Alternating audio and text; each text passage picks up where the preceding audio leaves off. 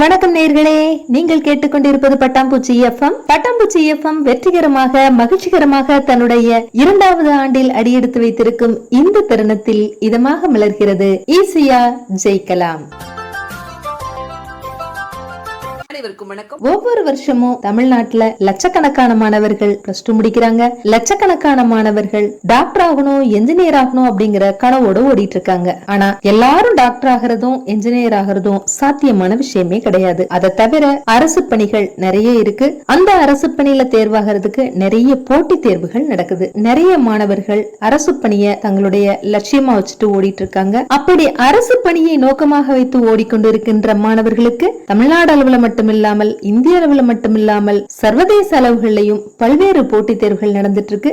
அந்த போட்டிகளை எப்படி சந்திக்கிறது, அந்த போட்டித் தேர்வுகள்ல தோல்வி அடைந்தாலும் எப்படி மனம் தளராமல் மீண்டும் மீண்டும் எழுதி தேர்வு பெறுவது போன்ற தகவல்களோடு அவர்களுக்கு தன்னம்பிக்கையையும் சேர்த்து வழங்குவதற்காக நம்மோடு இணைகிறாங்க சென்னை உயர்நீதிமன்றம் மதுரை கிளையின் மாண்பமை நீதிபதி அவர்களின் நேர்முக உதவியாளரும் சிறந்த எழுத்தாளர், பேச்சாளர், நுரை ததும்பும் சொற்கள், ஆற்றங்கரையோரம் அசைந்தாடும் நாணல், மனித வேர்களை தேடி போன்ற நூல்களின் ஆசிரியர் கவிஞர் ராஜபிரபா.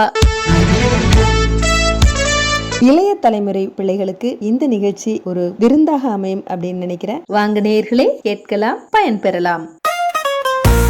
அனைவருக்கும் வணக்கம். பட்டாம்பூச்சி பண்பலை வழியாக மீண்டும் அனைவரையும் சந்திப்பதில் மிக்க மகிழ்ச்சி.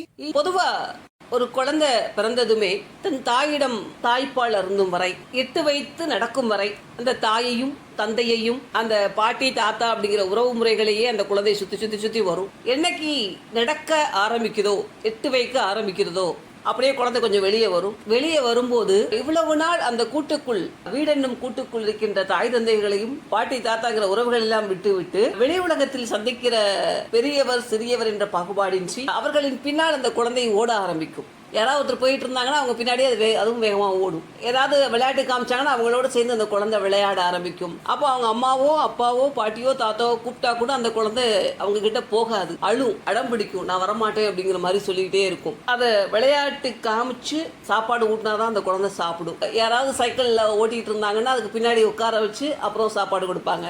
இந்த மாதிரி ஒவ்வொரு குழந்தையும் ஒவ்வொரு விதத்தில் தன்னுடைய விளையாட்டுத்தனத்தை வளர்த்து கொள்ளும். இப்படியே ஒரு 3 வயசு வரைக்கும் அப்படியே அந்த குழந்தை வெளியே வந்து பள்ளிக்கூடம் போற வரைக்கும் அந்த வெளி உலக வாழ்க்கையோடு ஒன்றிய ஒரு வாழ்க்கையை, விளையாட்டு கலந்த ஒரு வாழ்க்கையை வாழ்ந்து கொண்டிருக்கும். அப்புறம் என்னைக்கு இந்த பள்ளிக்கூடம் அப்படின்னு போறாங்களோ அன்னையில இருந்து என்ன பண்ணுவாங்கன்னா, பெற்றோர்கள் வந்து அந்த குழந்தையை வீட்டோடு வைத்துக் கொள்வார்கள், வெளியே விட மாட்டாங்க. கேட்டா வெளியே போனா நீ அந்த குழந்தையோட சேரும்போது அது பேசுற பேச்செல்லாம் நீ பேசுறதுக்கான வாய்ப்புகள் இருக்கும், படிக்க மாட்ட, அதுக்கு மேல உனக்கு ஏதாவது வெளியே போகணும்னு தோணுச்சுன்னா கொஞ்ச நேரம் டிவியை போட்டு விட்டுருவாங்க, இல்ல மொபைல் போனை கையில கொடுத்து மொபைலை பார்த்துட்டு அப்படின்னு சொல்லி கொடுத்து விட்டுருவாங்க. இந்த மாதிரி குழந்தைகளை வெளியே அனுப்ப மறுத்து விடுவார்கள். அந்த குழந்தை என்ன பண்ணும், ஆரம்பத்துல அழும், நம்மளை வெளியே விடலையே, மொத்தவங்க யாராவது விளையாண்டா அதை பார்த்துட்டு நானும் போறேன்னு அழும், அப்புறம் அடம் பிடிக்கும். இதெல்லாம் பண்ணிட்டு ஒரு கட்டத்தில் அந்த குழந்தை அந்த அலைபேசியோடும் தொலைக்காட்சியோடும் கார்ட்டூன் படங்களோடும் தன்னுடைய வாழ்க்கையை வாழ பழகி கொண்டு விடும்.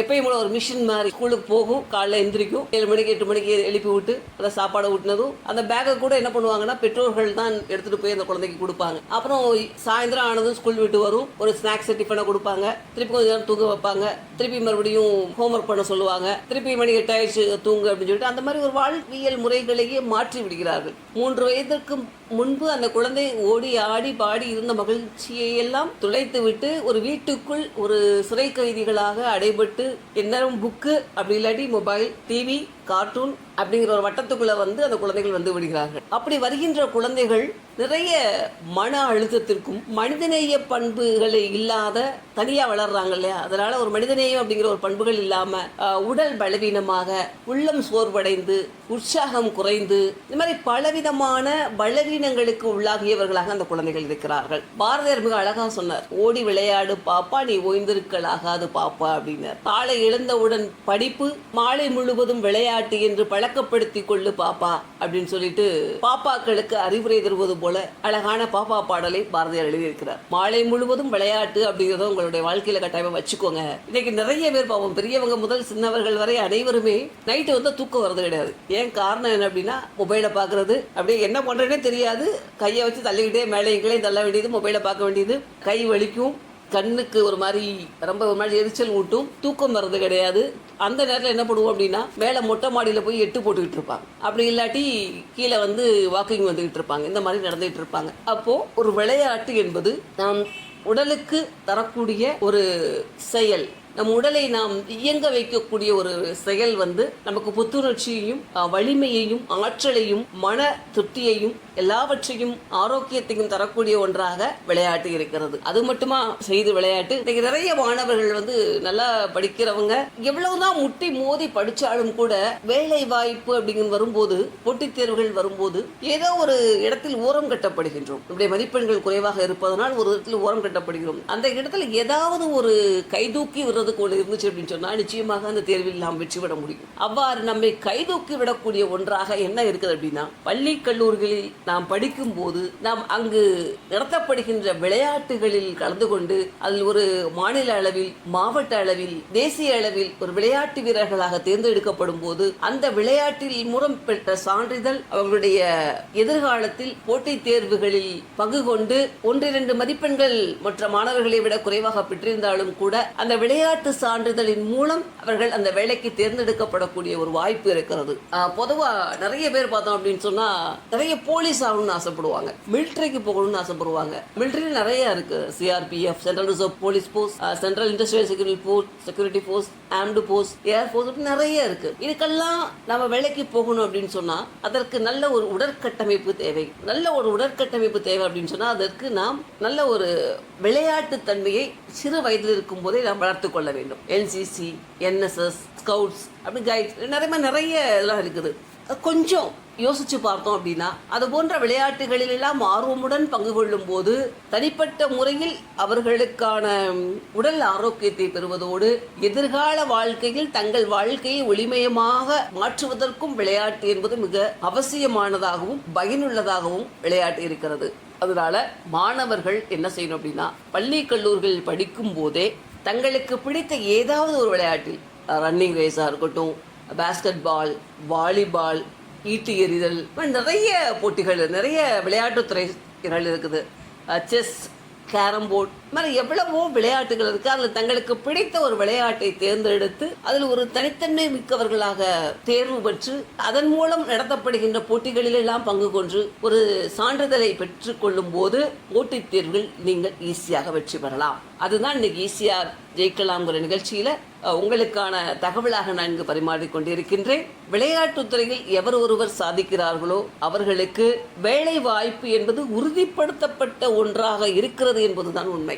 வேலை வாய்ப்புக்கு மட்டுமல்லாமல் வேலையில் சேர்ந்த பின் கூட அவர்கள் எந்த வேலைக்கு சென்றார்களோ அங்கு பணியாற்றுகின்ற நேரத்தை விட அவர்கள் என்ன விளையாட்டுத் துறைகளில் தேர்ச்சி பெற்றவர்களாக இருக்கிறார்களோ அந்த விளையாட்டுத் துறையை தொடர்வதற்கான வாய்ப்பையும் இந்த வேலை வாய்ப்பானது உருவாக்கி கொடுக்கிறது. கடைசி வரைக்கும் 60 வயசு வரைக்கும் தன்னுடைய பணியோடு சேர்ந்து அந்த விளையாட்டுத் துறைகளும் அரசுடைய சலுகைகளோடு சேர்ந்து விளையாடுவதற்கான ஒரு வாய்ப்பாக இந்த விளையாட்டு அமைந்திருக்கிறது. அதனால் நம்ம ஈஸியா ஜெயிக்கணும் அப்படின்னு சொன்னா இந்த விளையாட்டு அவசியமாக இருக்கிறது. விளையாட்டில் தேர்ச்சி பெற்றவர்களுக்கு 3% இடஒதுக்கீட்டை தமிழ்நாடு அரசு பணியாளர் தேர்வாணையம் ஒதுக்கியுள்ளது. அதனால அதை முறையாக பயன்படுத்தணும் அப்படின்னு சொல்லும் போது மாணவர்கள் எளிதில் வெற்றி பெறுவதற்கான ஒரு வாய்ப்பாக அமையும். ஏன்னா அதுல போட்டியாளர்கள் எண்ணிக்கை கூட பொதுவான போட்டியாளர்களோடு ஒப்பிடும்போது விளையாட்டுத்துறையில் தேர்வு பெற்றவர்களுடைய போட்டியாளர்கள் நம்ம லிஸ்ட் வரும்போது போட்டிகள் கொஞ்சம் குறைவாக இருக்க வாய்ப்பாக இருக்கும். அதனால தயவு கூர்ந்து பள்ளி கல்லூரிகளில் படிக்கின்ற மாணவர்கள் படிக்கும் போதே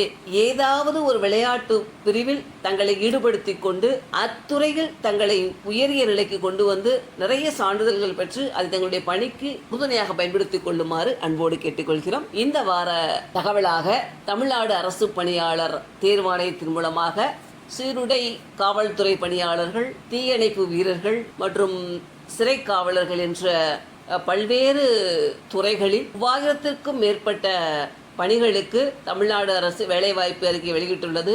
யாரெல்லாம் அதில் ஆர்வமுள்ளவர்களாக இருக்கிறார்களோ, யாரெல்லாம் விளையாட்டுத் துறையிலும் உடல்வாகும் செம்மையாக பெற்றவர்களாக இருக்கிறார்களோ அவர்களெல்லாம் இதை பயன்படுத்தி கொண்டால் நிச்சயமாக அரசு தேர்வில் வெற்றி பெற்று இந்த மாதிரி காவல்துறையில் பணியாற்றுவதற்கான வாய்ப்புகள் ஏற்படும்.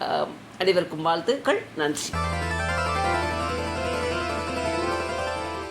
நேயர்களே, நீங்கள் இதுவரை கேட்டது ஈஸியா ஜெயிக்கலாம். இந்த நிகழ்ச்சியை உங்களுக்கு வழங்கியவர் கவிஞர் ராஜபிரபா அவர்கள். தொடர்ந்து இணைந்திருங்கள். மீண்டும் இதுபோல் இன்னும் ஒரு நிகழ்ச்சியில் சந்திக்கலாம். இது ஒரு பட்டாம்பூச்சி எஃப்எம் தயாரிப்பு. வணக்கம் மக்களே, இன்னைக்கு நம்ம பட்டாம்பூச்சி எஃப்எம்ல கலக்கலா ஒரு புத்தக அறிமுகம். வாங்க வாங்க வந்துட்டே இருங்க. வேணுங்கண்ணா, இன்னைக்கு நம்ம பட்டாம்பூச்சிக்கு புது வரவு ஏதாவது வந்திருக்குங்களா? அவனே நிறைய புத்தகம் வந்திருக்குதுன்னு இன்னைக்கு நம்ம கவிஞர் சா பிரியாவோட அனலிகா புத்தகத்தை பத்தி சொல்றேங்க. சொல்லுங்க சொல்லுங்க, அது என்ன புக்குங்க? முழுக்க முழுக்க கவிதை புத்தகம் ஜாமியோ. இந்த சா பிரியா வந்து இவங்க அலசனங்க இருக்கிறாங்கல்ல, பழங்குடியின்னு இவங்க. ஆமாங்க. அவங்க மேல எல்லாம் ரொம்ப ரொம்ப அக்கறையானவங்க. அவங்க புத்தகம் வந்திருக்குது, கண்டிப்பா எல்லாரும் வாங்கி படிக்கணுங்கண்ணே. சரிங்கண்ணா, இந்த புக் வாங்கணும்னா எப்படி வாங்குறதுங்க? அவங்க நம்பர் சொல்றேன், குறிச்சுக்கோ. 73 73 53 90 90. நானும் ஒருக்கா சொல்றேன், கேட்டுக்கோங்க. 73 73 53 90 90. சரிதானுங்க? ஆமா கண்ணு. சரி, என்ன விலைங்க? 100 ரூபா தான் ஜாமி. சரி சரிங்க. பாட்டு கேட்கணுமா, பட்டாசா சிரிக்கணுமா? பட் பட் எஃப்எம், பட்டாம்பூச்சி எஃப்எம். பாட்டா கேட்கணுமா, பட்டாசா சிரிக்கணுமா? பட்டாம்பூச்சி நாட்டா படிக்கணுமா, நல்லதெல்லாம் கேட்கணுமா? நச் நச் பட்டாம்பூச்சி கூட்டு புடுக்கலைங்கிற வேலை நினைக்கணுமா? கூல் கூல் பட்டாம்பூச்சி. இது கலை இலக்கியம் சமூகம் என கடைக்கொடி, மக்களுக்காய் சிறையடிக்கும் ஒரு கலக்கல் எஃப்எம்.